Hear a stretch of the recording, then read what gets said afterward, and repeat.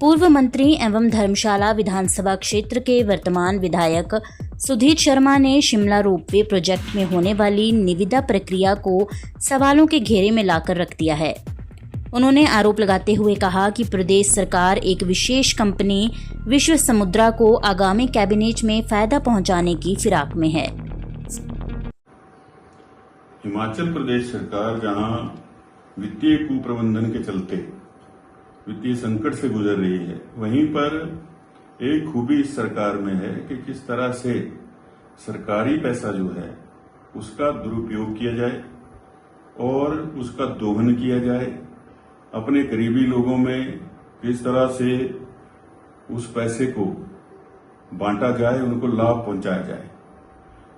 अभी हाल ही में जो हिमाचल प्रदेश का कॉरपोरेशन है आरटीडीसी, जो कि रोपवे बनाएगा प्रदेश के अंदर, उन्होंने उनकी बीओडी की मीटिंग हुई और शिमला रोपवे जो कि 13.79 किलोमीटर लंबा रोपवे इस प्रदेश के अंदर बनना है, परवाणु से लेकर शिमला तक, उसके टेंडर बुलाने के लिए जो है वो बीओडी ने टेंडर जो बुलाए थे उसकी अनुमति दे दी और वो अब कैबिनेट के अंदर पेश होगी।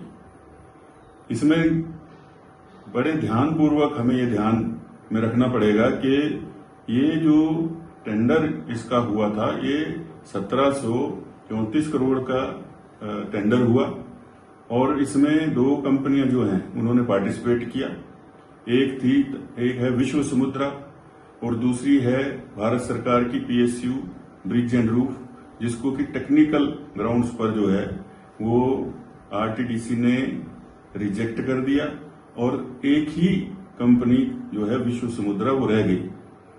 जब एक ही कंपनी रह गई तो न्यू डेवलपमेंट बैंक के साथ सरकार ने ये प्रोजेक्ट लगाने का अपना अनुबंध किया है, जिसमें कि 80% हिस्सा न्यू डेवलपमेंट बोर्ड का होगा और 20% जो है प्रदेश सरकार लगाएगी।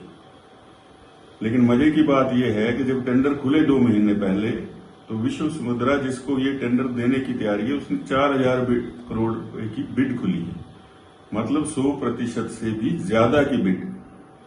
और ये क्या जरूरत सरकार को पड़ गई है कि एक ही कंपनी, उसी को जो बिड खुली और उसी को देने की तैयारी है। कम से कम जो नॉर्म्स हैं उनके मुताबिक 3 कंपनियां हो, उसमें जो L1 आएगा उसको आप दीजिए, जिसको कि लंबा अनुभव रहा हो रोपवे लगाने का, उसको ये काम दीजिए, क्योंकि पहाड़ों के अंदर रोपवे लगना है। इसको तो इंटरनेशनल बिडिंग के चलते आपको बाहर से निविदाएं लेकर के ऐसा एक रोपवे बनाना चाहिए था जिससे कि न केवल यात्रियों को, बल्कि इस रोपवे के माध्यम से आजकल ऐसी टेक्नोलॉजी है कि आप फ्रेट भी ले जा सकते, माल भी ढो सकते, दोनों चीजें जा सकती। पर्यटन का भी लाभ होता, व्यापार का भी लाभ होता। लेकिन सरकार क्यों इस जिद पर अड़ी है कि 4000 करोड़ रुपए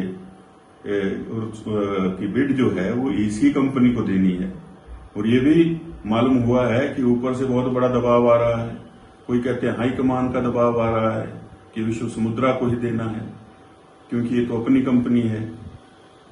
और 4000 करोड़ रुपया 100% से भी ज्यादा बढ़ा करके इस प्रदेश का पैसा, इस प्रदेश को और कर्जे में डुबो देना, इस तरह के प्रोजेक्ट को आनंद फानन में देने की तैयारी जो कि बीओडी ने पास कर दी और अब कैबिनेट में लगने जा रही है। मेरा ये गंभीर आरोप प्रदेश सरकार के ऊपर है कि इस तरह के जितने भी बड़े प्रोजेक्ट आ रहे हैं उनमें 100% से ज्यादा एनहांसमेंट करके जब सिंगल बिडर को दी जा रही है, तो ये इस प्रदेश के साथ बहुत बड़ा धोखा है और ये इस प्रदेश की संपदा का दोहन है।